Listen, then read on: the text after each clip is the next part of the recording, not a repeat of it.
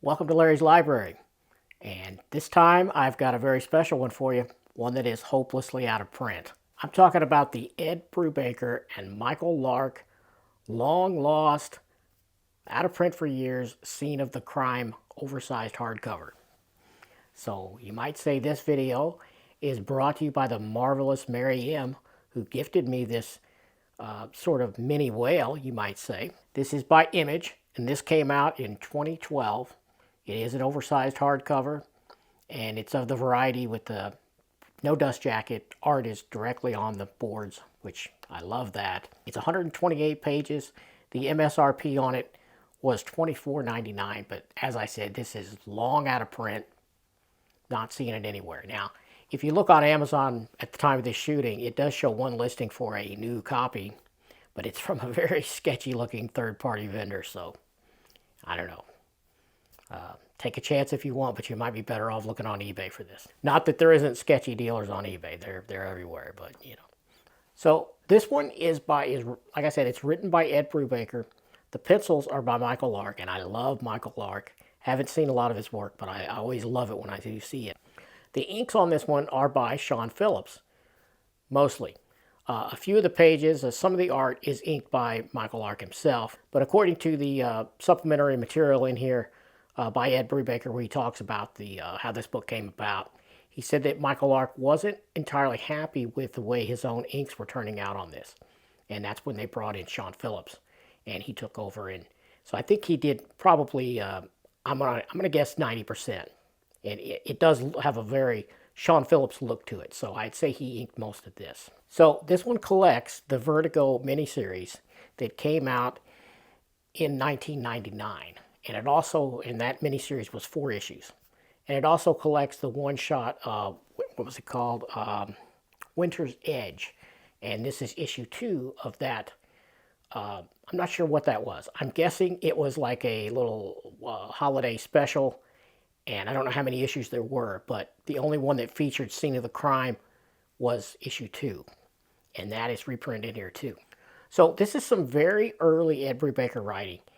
And you can tell because he hasn't quite got in his groove yet. And one of the things that I noticed even before I read Ed Brubaker's commentary in the back, where he mentions it himself, he's very self-critical there and hyper-aware of his own limitations. And he says that he hadn't quite learned how many words to put in each balloon. He hadn't got that balance just right, that flow. And I agree. And so some of the balloons are kind of crowded with a lot of text. But it still works. It works really well, and I enjoyed it despite that little bitty flaw, if you can call it that. And as I learned reading that supplementary commentary in the back by Ed Brubaker, this was originally going to be a series of miniseries. You know, they were each going to be a self-contained limited series, and then there would be another one, I think much like they ended up doing with Criminal. You know, that was a series of minis, if you will. And that's what this was originally going to be. And for some reason, with Vertigo editorial, I don't know why, but it just never panned out.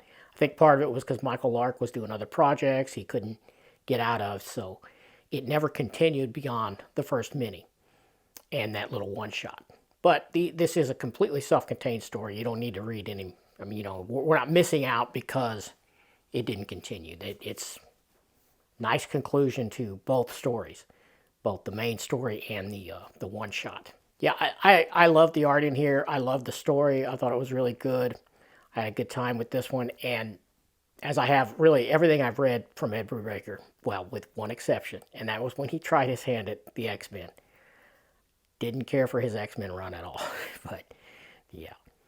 But other than that, I'm with him. I'm with him for everything he's done. And I can see myself following this creator probably forever. Yeah. So this is a detective story. A mystery story, if you will.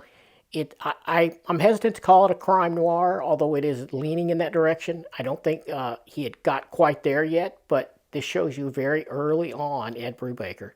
And this is one of the reasons I wanted it. It was one of the few pieces I hadn't read, and I really wanted this, and I'm glad to get it. So thanks again to Mary M for giving me this. So the main character here is Jack Harriman, and he is a very young private eye. He's like mid-20s, late 20s, something like that.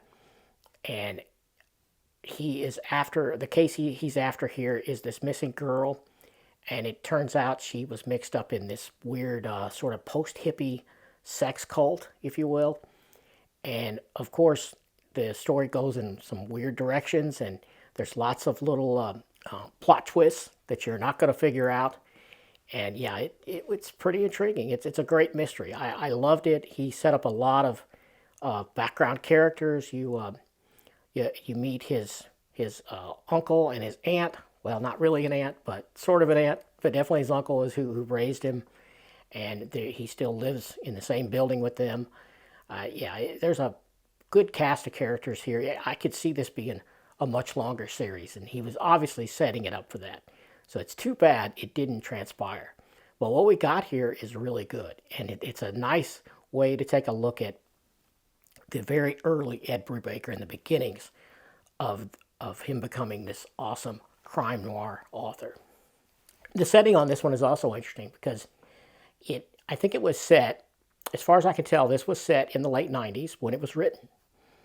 But it's interesting because, while there are cell phones in this is way before the smartphone.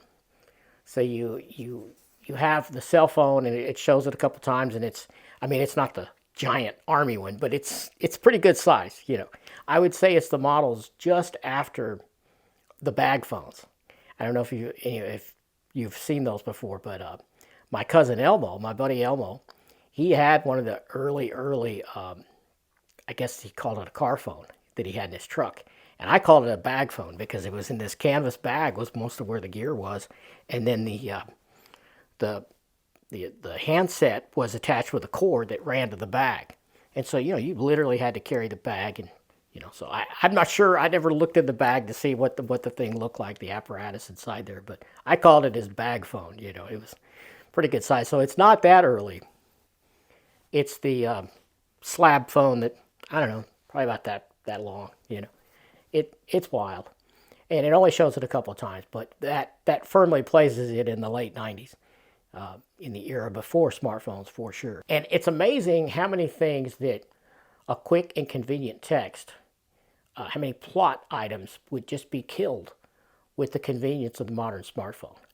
So when you watch movies that are set or made and or set in times before the smartphone, it really dawns on you how, wow, that mix-up would have even happened had that person been able to send a quick text and maybe take a photo of this item and just let that guy know what this was. All of that is just solved with the modern smartphone. It's kind of wild when you think about it. But yeah, I hope you like taking a look at this. This was a quick one. It was a quick read despite the really wordy word balloons in some places, kind of cramped word balloons, you might say. It's a good story, and I have to say that the second story, the one-shot, Winter's Edge, I liked even better than the first story, despite it being very short. The ending was bittersweet for sure, and it's kind of dark, but I really loved it. I thought it was a very tightly written and paced story, and I really, really liked that. That's worth the whole book, really, for that one-shot story. Not that the first one's a throwaway, not at all. This is good stuff right out of the gate from Ed Brubaker. So if you get a chance to get this, if you find it out in the wild somewhere and you can get a good deal on it, and you're a Brubaker fan, I say pick it up for sure. And that's about all I got on this one. Hope you liked it. Give me a thumbs up if you did. Subscribe if you haven't already.